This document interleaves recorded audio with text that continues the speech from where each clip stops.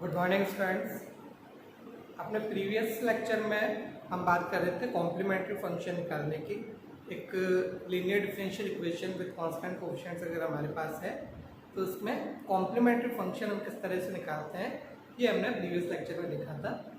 अब आज हम बात करते हैं पर्टिकुलर इंटीग्रल फाइंड आउट करने की। ये देखिए, ये एक लीनियर डिफरेंशियल इक्वेशन हमारे पास है with constant coefficient f d y equal to qx type की। तो इसका जो पर्टिकुलर इंटीग्रल होगा, जो होगा वो होगा हमारा 1/f d qx। ये हमारा इसका पर्टिकुलर इंटीग्रल होगा।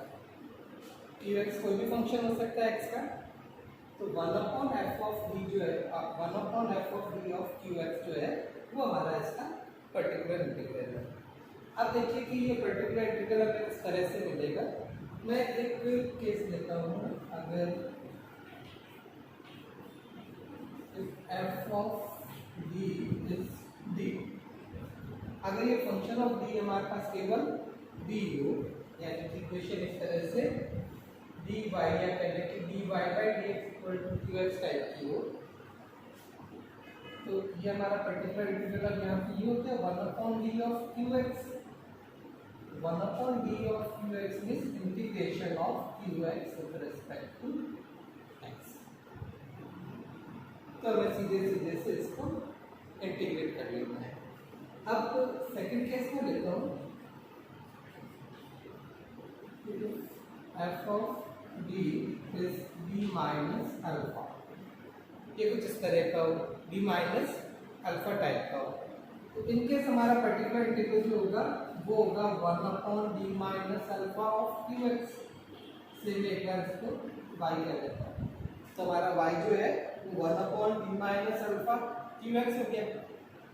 अब देखिए इसका मतलब ये हुआ, ये d minus alpha में इधर जाता है, मतलब इक्वेशन एक तरह से इस तरह की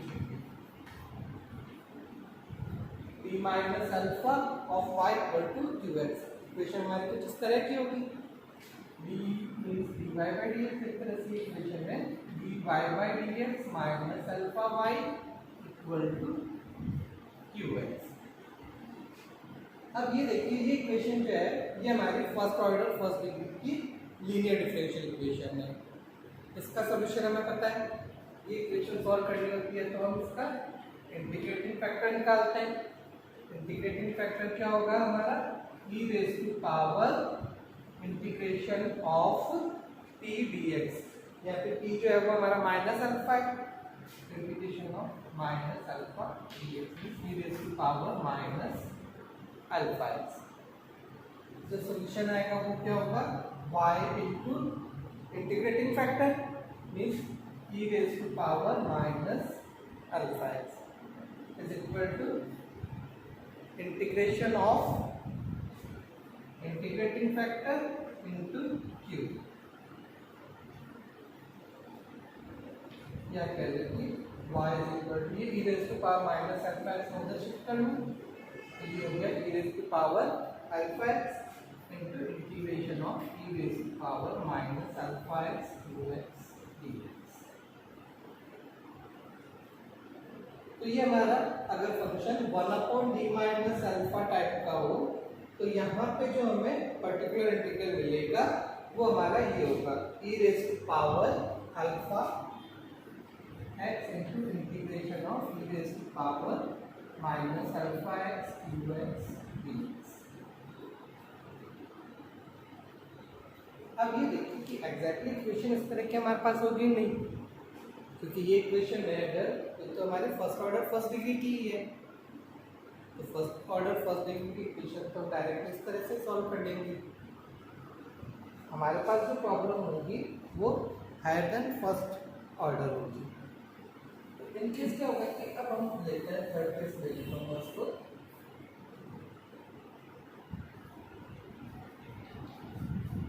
f ऑफ d जो है वो कुछ n डिग्री का है हमारे पास, से मैं कह देता हूँ d minus alpha 1 d minus alpha 2 and so on d minus alpha n type का। यानी कि जो फंक्शन ऑफ डी हमारे पास था उसको मैंने अगर फैक्टर्स किए तो ये कुछ एन फैक्टर्स हमारे पास इस तरह से आए।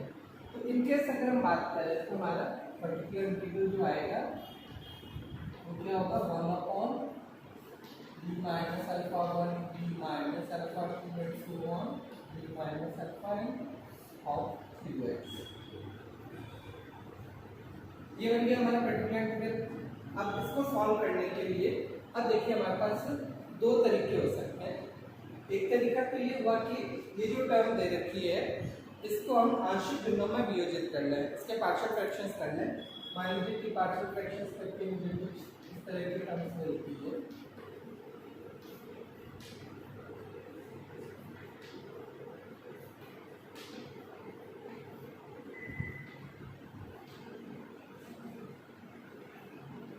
ये मैंने इसके पार्शियल फ्रैक्शंस कर लिए, इसको मैंने आंशिक भिन्नों में वियोजित कर लिया।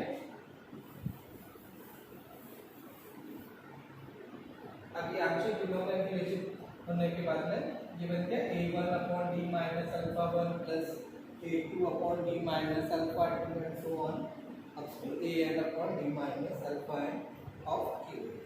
या a1 a2 सारे कांस्टेंट है ये।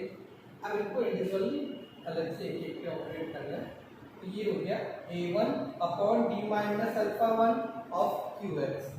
अब यहाँ से हमें पता है कि अगर फंक्शन हमारा f d हमारा d माइनस अल्फा टाइप का हो तो 1 upon d minus alpha of qx क्या होगा, e raise to power alpha x into integration of e raise to power minus alpha x qx। तो ये हमारा बन जाएगा a1 तो कांस्टेंट है, 1 upon d minus alpha 1 of qx। ये क्या होगा, e raise to power alpha 1x into integration of e raise to power minus alpha 1x qx dx plus a2 यहाँ पे भी वही 1 upon d minus alpha 2 of qx है। ये हमारा बन जाएगा e raise to power alpha 2x integration of e raise to power minus alpha 2x qx dx plus so on up to a n e raised to power alpha n x integration of e raised to power minus alpha n x dx। तो ये एक तरीका तो ये हुआ कि हमने इसको पार्शियल फ्रैक्शंस में ब्रेक कर लिया और इस तरह से हमने इनको इंडिविजुअली एक को अलग अलग से ये ऑपरेट कर लिया और ये रिजल्ट हमें काम में लिया। और एक दूसरा तरीका और हो सकता है,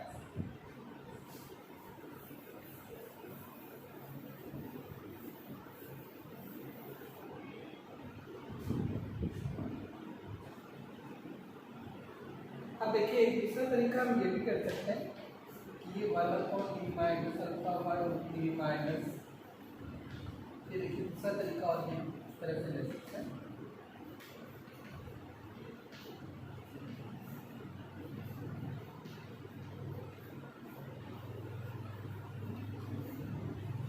कि हम सबसे पहले d minus alpha n of qx पहले इसको सॉल्व कर लें, यानी कि qx पे हम सबसे पहले इसको ऑपरेट करें।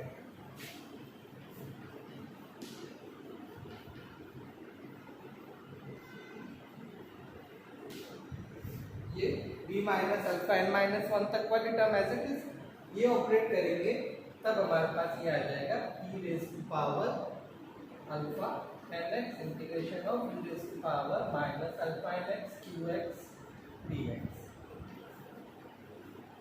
1 upon d minus alpha n जो होगा वो हमारा ये होगा e raise to power alpha nx integration of e raise to power minus alpha nx into qx dx। अब इसको मैं कुछ और नाम दे लेता हूँ, से एक बार मान लीजिए मैं इसको q1x कह लेता हूँ। ये कोई x का फंक्शन बनेगा इंटीग्रेट होने के बाद में, इसको इंटीग्रेशन करना है, इससे मल्टीप्लाई कर लेंगे, उसके बाद में ये जो फंक्शन बनेगा x का फंक्शन होगा कोई, मैंने उसको इक्वलेट के लिए q1x नाम दे दिया। अब ये d minus alpha n minus 1 है, इसको हम q1 पे ऑपरेट करेंगे।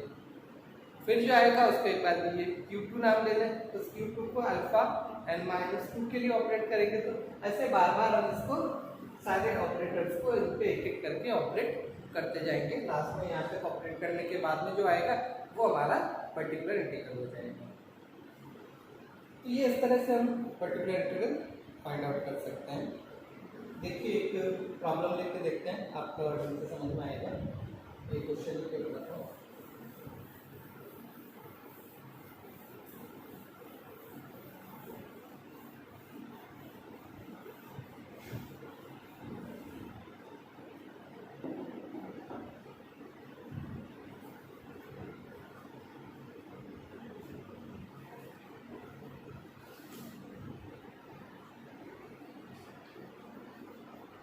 देखिए d2y by dx square plus a square y equal to sec of ax। ये डिफरेंशियल इक्वेशन दे रखी है, इसे सॉल्व करना है। ये मैंने दे रखा है d2y by dx square plus a square y equal to sec of ax। ये हमारी लीनियर डिफरेंशियल इक्वेशन है विद कांस्टेंट कोएफिशिएंट। तो वो इसका सॉल्यूशन जो आएगा वो दो पार्ट्स में आएगा। First part complementary function, second part particular integral. तो पहले हम इसका कॉम्प्लीमेंट्री फंक्शन निकालें। कॉम्प्लीमेंट्री फंक्शन निकालने के लिए पहले मैं इसकी ऑक्सिलरी इक्वेशन लिखूं।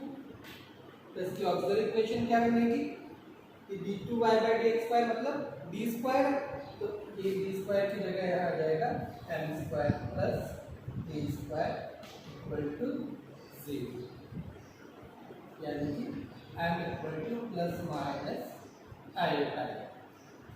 तो जो दो रूट्स आ रहे हैं वो हमारे इमेजिनरी है। तो कॉम्प्लीमेंट्री फंक्शन क्या बनेगा हमारा CFS, ये देखिए ये है 0 plus minus iota a type का।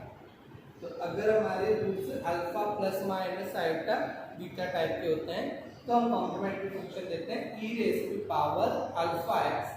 अल्फा या कि 0 है तो e raise to power 0x यानी कि 1 into c1 cos of beta x। Beta हमारे यहाँ पर a, तो c1 cos of ax plus c2 sin of ax। ये तो हमारा हो गया कॉम्प्लीमेंट्री फंक्शन। अब हमें इसका पर्टिकुलर इंटीग्रल निकालना है। पर्टिकुलर इंटीग्रल इसका बनेगा हमारा 1/d square plus a square. ये इक्वेशन जो थी वो इस तरह से लिखी हमारी d square plus a square y equal to sec ax। तो जब हमने अपने ऑक्सिलरी इक्वेशन ली तो वो हो गई m square plus a square equal to 0। अब पर्टिकुलर इंटीग्रल निकालें। पर्टिकुलर इंटीग्रल क्या आएगा 1/f ऑफ d यानी 1/d square plus a square of qx। q हमारा है sec ऑफ ax। अब ये 1/d square plus a square के फैक्टर्स कर लें।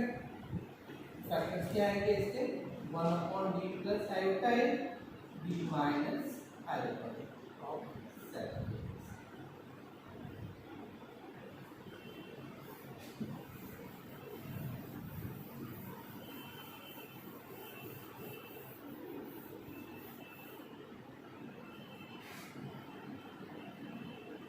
अब देखिए इसके मैं पार्शियल फ्रैक्शंस कर लेता हूँ। इसको आंशिक बिनोमियल विभाजित कर लें। तो देखिए ये हमारा बन जाएगा 1/2 iota a 1/d minus iota a minus 1/d plus iota a of sec ax। ये देखिए इसमें इसके आंशिक बिनोमियल विभाजित करेंगे तो ये आ जाएगा हमारे पास। देखिए ना एलसीएम ले यहाँ पे d माइनस आयोटा है इंटू d प्लस आयोटा है, यानी ये आ गया हमारे नीचे वाले पर।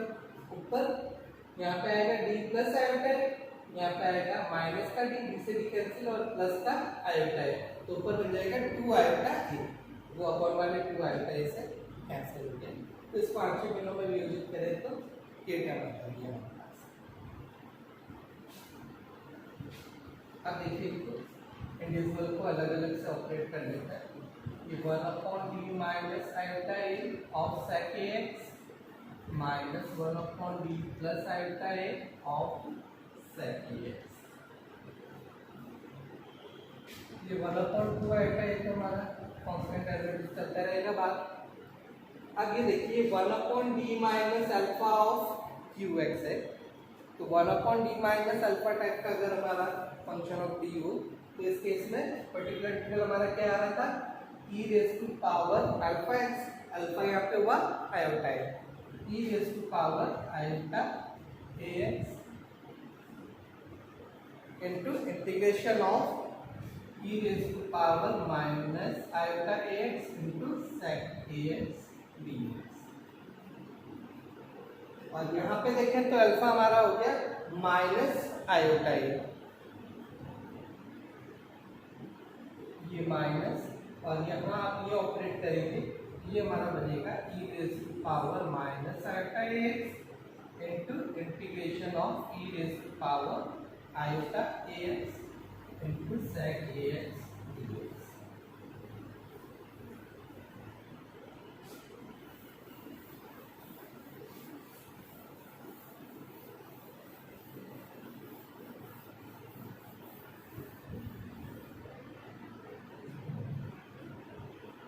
अब ये देखिए ये हमारा बन जाएगा 1/2 iota a,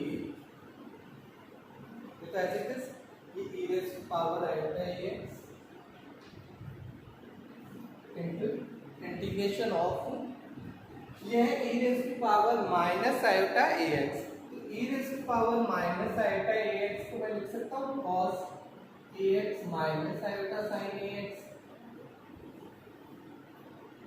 into sec a x dx minus e raise to power minus iota a x, it as it is, into integration of e raise to power iota a x, ये हमारा बन जाएगा cos a x plus iota sine a x into sec a x.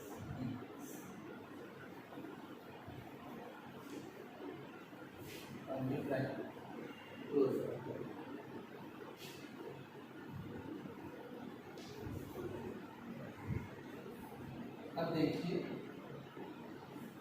ये 1/2 iota a into e raise to power iota a x it is cos a x into sec a x, ये हमारा 1 हो गया minus iota sine a x into sec a x, sec means 1/cos, ये sine a x upon cos a x,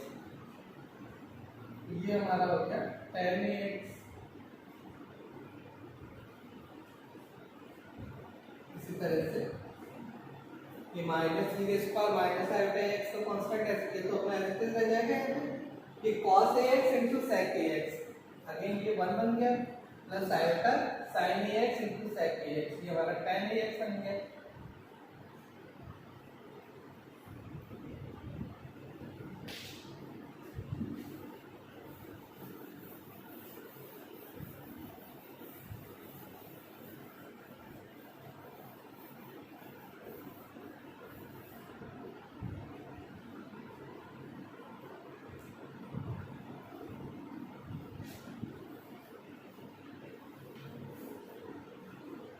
अब देखिए अब integrate करना है, ये e raise to power iota a x हमारा ऐसे है, 1 को इंटीग्रेट करेंगे विद रिस्पेक्ट टू x, तो ये हो गया x। अब ये हम tan ए एक्स का करें तो ये माइनस का आयोटा हमारा ऐसे है, tan ए एक्स का integration minus log of cos x, या प्लस का log sec x लिख ले, या माइनस में log cos x लिख ले, तो इसका इंटीग्रेट करेंगे तो माइनस का, तो ये माइनस माइनस प्लस हो जाएगा log of cos a x, और ए एक्स का ये a अपॉन नॉर आएगा, ये हमारे tan ए एक्स का इंटीग्रेशन हो गया minus 1/a log of cos a x, फिर ये minus e raise to power minus iota a x ऐसे इज 1 का इंटीग्रेशन x, ये प्लस हो जाएगा माइनस हो जाएगा minus iota by A log of cos a x, ये 1/2 आयोटा ए फिर से ऐसे इज। अब इन दोनों में से देखिए x कॉमन आ रहा है, x कॉमन ले लें अंदर हमारे पास रह गया e raise to power iota ax minus e raise to power minus iota ax। इन दोनों में से ये देखिए plus iota by a log cos ax, ये तो कॉमन आ जाएगा।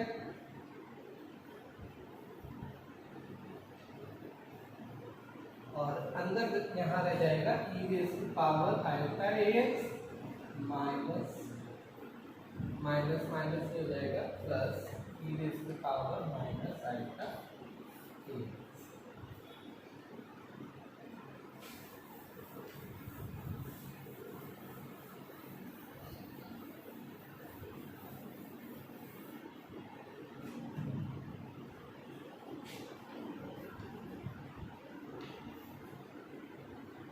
ये देखिए x, ये e raise to power iota ax, ये हमारा होता है cos ax plus iota sin ax। ये देखिए ये पता है ना e की power iota ax minus e की power minus iota ax। e की पावर आयोटा ax क्या होगा cos ax plus iota sin ax minus e की पावर माइनस आयोटा ax क्या होगा cos ax minus iota sin ax। तो अब ये cos ax minus cos ax ये तो कैंसिल, आयोटा sin ax और ये माइनस माइनस प्लस का आयोटा sin ax, तो ये हो गया हमारा 2 आयोटा sin ax। तो ये जो टर्म थी e की power iota ax minus e raise to power minus iota ax, ये हमारा हो गया 2 आयोटा sin ax। और यहाँ पे हमारे पास है plus iota upon a log of cos ax into e raise to power iota ax plus e raise to power minus iota ax। यहाँ अगर मैंने माइनस के बजाय मैं इसको प्लस कर दूँ तो sin ax वाली टर्म कट जाएगी और हमारे पास रह जाएगा 2 ऑफ cos ax, तो ये रह जाएगा हमारा 2 cos ax।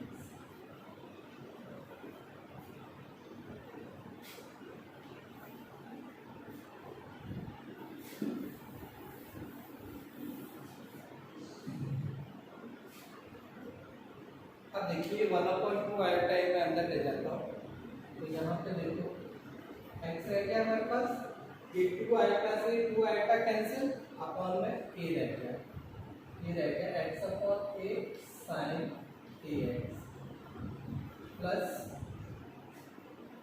यहाँ पे देखिए 2 आयोटा से 2 आयोटा कैंसिल, यहाँ रह गया 1/a और ये 1/a, 1/, तो a स्क्वायर हो गया और ऊपर देखिए मेरे पास है log of cos ax into cos ax और अपॉन में है a स्क्वायर। तो ये मेरा पर्टिकुलर इंटीग्रल ये आ गया x by a sin ax plus 1/a square log of cos ax into cos ax, ये मेरा इसका पर्टिकुलर इंटीग्रल आ गया। अब सॉल्यूशन जो होगा मेरा y is equal to cf plus ti, तो y is equal to cf हमने निकाला था c1 cos ax plus c2 sin ax plus particular integral मेरा है x by a sin ax plus 1/a square log of cos ax into cos ax। ये solution इस तरह से हमें मिलेगा। तो हमें पहले कॉम्प्लीमेंट्री फंक्शन अलग से निकालना है, फिर पर्टिकुलर इंटीग्रल अलग से निकालना है, देन लास्ट में हम कहेंगे y is equal to cf plus a। तो जो कॉम्प्लीमेंट्री फंक्शन आया था प्लस जो पर्टिकुलर इंटीग्रल हमने निकाला है, इन दोनों को ऐड करके ये हमारा जनरल सॉल्यूशन इस तरह से आएगा। अब नेक्स्ट पीरियड में हम आगे दूसरे फंक्शंस की और डिस्कस